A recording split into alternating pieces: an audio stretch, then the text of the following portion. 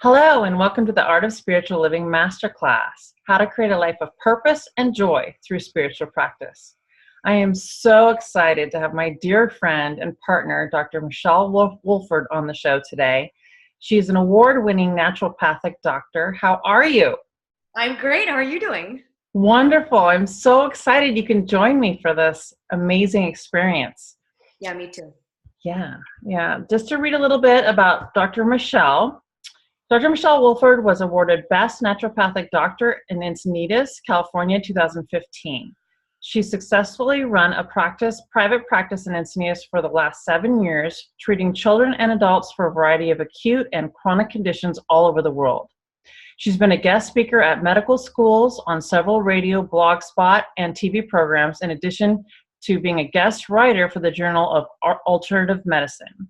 She's traveled the world collecting information for your healing experience, working with top medical doctors, shamans, and gurus.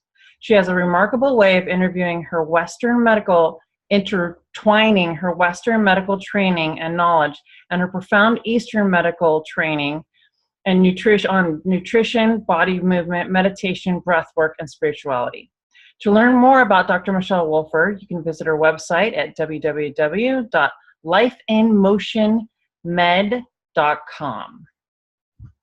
So, Dr. Michelle, I'm so excited to have you here today. Dr. Michelle Wolford and I actually run guided meditation workshops together, sharing with people about energy and the environment and cosmologically what's going on.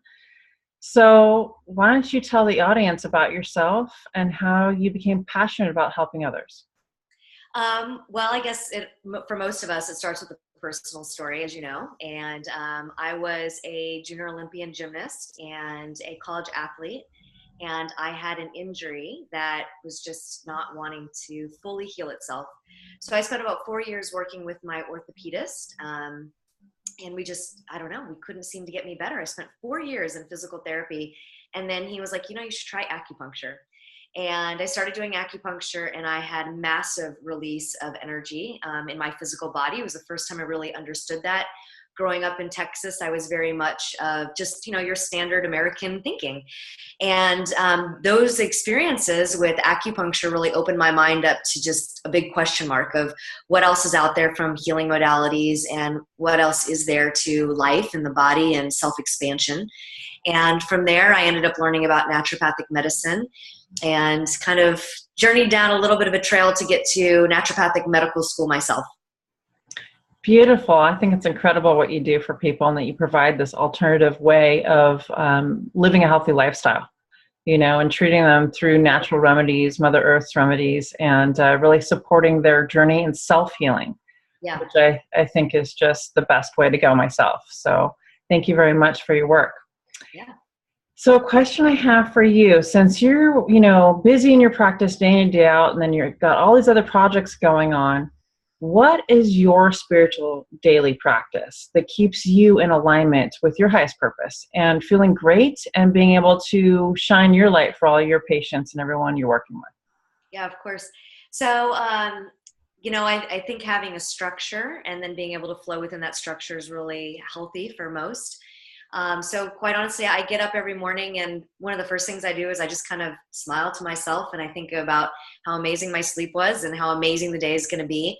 I usually set an intention for the day, and then I kind of say, okay, I'm going to leave it up to you, universe. If you feel like that's what's in the highest and best, then I trust you, take charge. And if you want to bring something in greater or different opportunities or different people, I trust and value your opinion.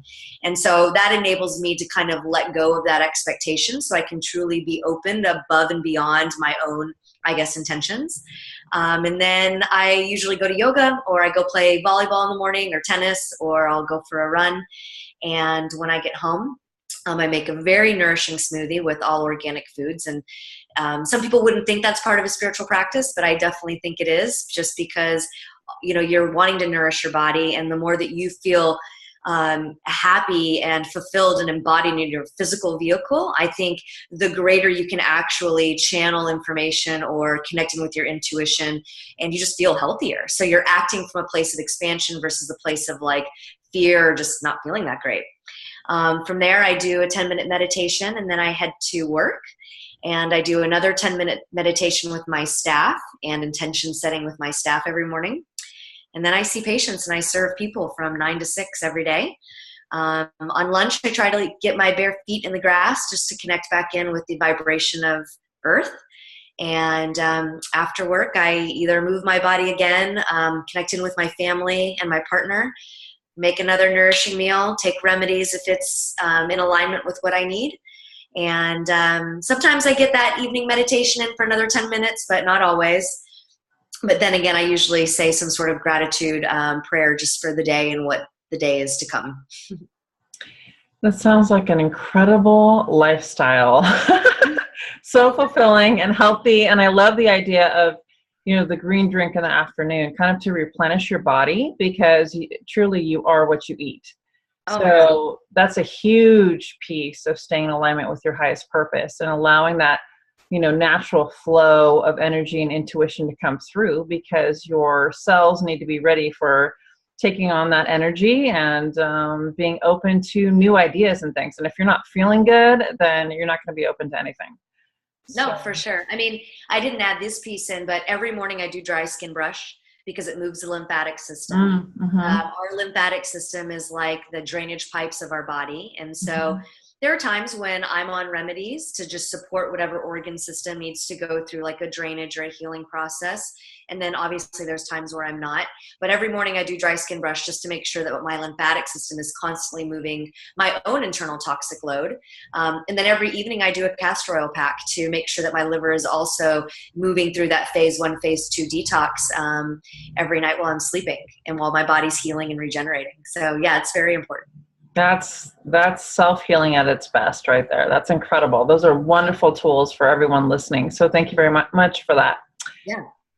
So I want to know, managing so many patients when they come in with all these different issues and ailments, what are the 3 top tools you give your clients in terms of living a healthy spiritual lifestyle? It's interesting because I've done a lot of shows before where it's specifically just health oriented, and I say it that way because we really are kind of the pinwheel. So however we feel is going to affect our finances, our career, our relationships, our nutrition, our spiritual bodies. So our personal health is actually impacting or impeding all of these other areas of our life. And so when I'm on more just doctor-based or nutrition-based or naturopathic medicine-based interviews, I always kind of lean more towards either dietary or herbal-based suggestions. But with this being more of kind of a mind, body, and spirit, and having a little bit more of a spiritual, I guess, thread to it, I would say the first thing that I would say to, I guess, our audience is following your heart over your head. And this is something I definitely coach a lot of patients through. The head is wise. It will ask a lot of questions. It's okay to appease those questions. Sometimes those questions keep us safe or offer great guidance.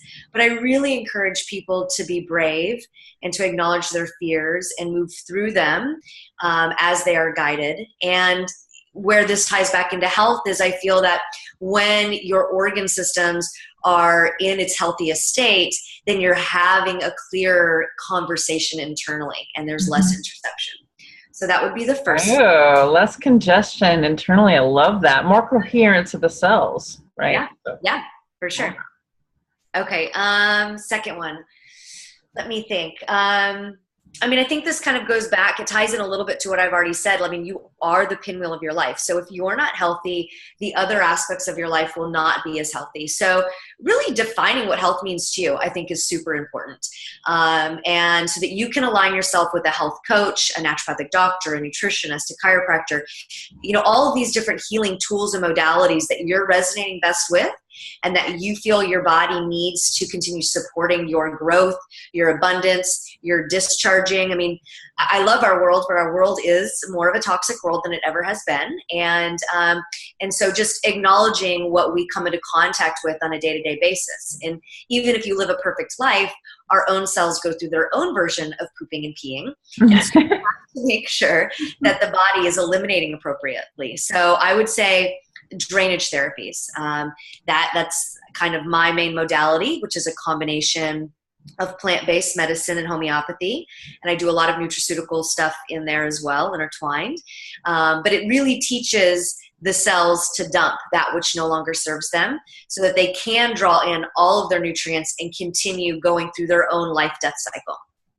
That's beautiful. That's fantastic. Because it really is, it comes down to the cells and how they are able to take on, new information via photons and everything else. So if they're not cleared out, then you're not getting the information you need. So. Well, and here's the thing. Our own mental thoughts, how we communicate to others, how we communicate to ourselves is exactly how we're training the cells to communicate to each other. And so it's like our mental thoughts and what we put in our body and how we communicate and connecting with our outside world, it's just a reflection of what we're teaching our insides or what we have already taught our insides. And so you can begin to see that patterning that already lives inside of you. Wow. Yeah, that's very true. Very true. Thank you for that. Yeah. And then yes, I guess number 3. Yeah. It would be daily intention setting. So you are the director and the creator and the actor of your own life. It really is that simple. So we do create our own reality, all of it. So I would say watch your thoughts and learn from your unconscious and conscious thoughts. And no judgments, we're all here to learn, and we're not supposed to be perfect. That's the human experience. It's about trying new things and saying, oh, wow, that was awesome, and that didn't quite work out as I had anticipated, and loving it all. Loving it all is, being the same and equal and in one, and just keep setting intentions for the person you want to be and how you want to give back most authentically with integrity and responsibility for the enrichment of your life and everybody else's. Beautiful. Perfect. Couldn't have said it better myself. So when you're giving these tools to your clients, how are you explaining that they can sustain and do these tools daily? How do they keep at it? How do they keep going with this kind of practice? I think that question, or the answer to that question, really depends on the person, their age, where they're at, their mentality, their own life experiences, their own life journey. And again, there's no judgment here. It's just we're all, if life is a wheel, we're all on a different part of that wheel. So some people haven't gotten from A to C. Some people are already at Z. Some people came in at Z and they need to get to A, So I really do think it depends on the person. That's I think where the coaching aspect of being a doctor comes in, is knowing where a patient came from, knowing where they're at, knowing where they want to go, and then me offering them a map that seems very exciting and expansive when they feel that they can navigate versus, putting a person that's never sailed in, a 42-foot sailboat out in open seas. It'd be like, oh my God, sink or swim. So I think it's really just about connecting in with somebody and the truth of who they are and where they're at. And I guess to speak more globally, since this is to a mass audience, I would say spend 2 weeks learning yourself and not trying to be something more or less, just learning what your foundation actually is and recognizing what that foundation is. So, okay, maybe you only can run 5 minutes 3 days a week, and you watch 3 hours of TV, and you eat fast food every Sunday. I don't know. And then just from there decide, okay, what new commitments can I make to myself? I'm going to take that fast food out. And if it's once a week, maybe now it's once a quarter. If you're only running 5 minutes, now you can stretch yourself to running 10. And maybe add in like a yoga class once a week. So now it's 4 days versus 3. So I think it's about understanding your foundation, taking 2 weeks to understand your foundation, and then setting goals from that foundation, and doing it not from like a place of fear, like, shoot, I got to lose weight, or my partner's not going to think I'm sexy, or, oh my God, I got to do this, that, or the other, I won't get that job. But when you feel like, yeah, I'm good, life's good, or maybe if you feel like, yeah, things aren't so great, I want to shift it, to from that space say, okay, I'm going to honor, a week, 2 weeks, see what my life is like, what my patterns are like, write them down, and then goal set from there, and make them small bite-sized goals. So many people come into my practice and they tell me that they can't get into an exercise routine because they think that they have to all of a sudden do 40 minutes of cardio, 20 minutes of lifting, and 10 minutes stretching. Yeah. And it never happens because it's too overwhelming to get there. Mm-hmm. Mm-hmm. So, Yeah, it's just too much. It's too many steps at one time. Keep it simple. yes. Yeah, that's beautiful. Wonderful. I have another question to add. Okay. When you get the patients in there that are potentially going through a lot, you know, they've got something maybe going on physically, emotionally, and you can tell spiritually. What tools do you offer them to help keep them in alignment with knowing that they can heal themselves?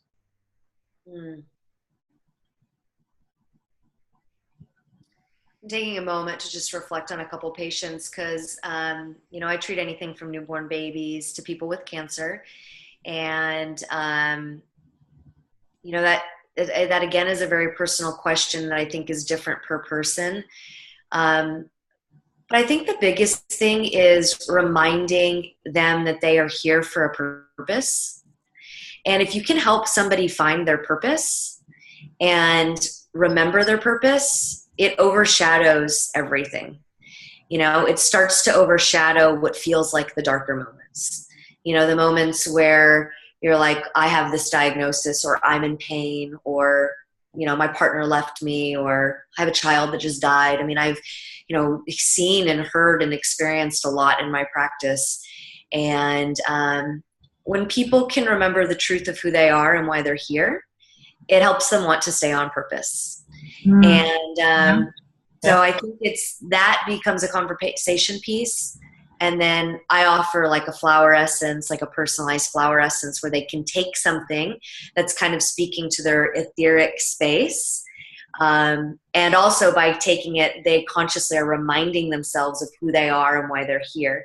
And so I would say those are probably my two biggest tools. Beautiful. Thank you so much for that. That's really beautiful and authentic, and I think really can help people understand when you're going through things. You know, it comes back to regaining a self reliance and a sense of purpose. So that makes total sense. So is there anything else you'd like to add regarding, you know, just being a naturopathic doctor in the field and spirituality and spiritual practice? Well, this isn't anything I thought I would say, but I think naturopathic medicine's kind of a misunderstood field.